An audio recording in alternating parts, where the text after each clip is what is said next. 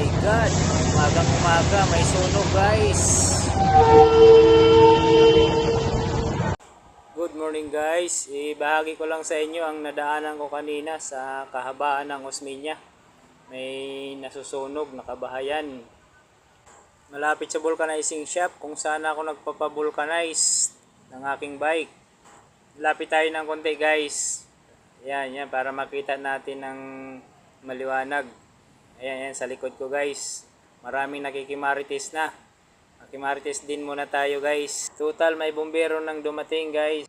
Diyan po sa may stoplight, andyan yung Pure Gold Junior ng San Andres. Nagpipinjing na yung barangay, nagtatawag.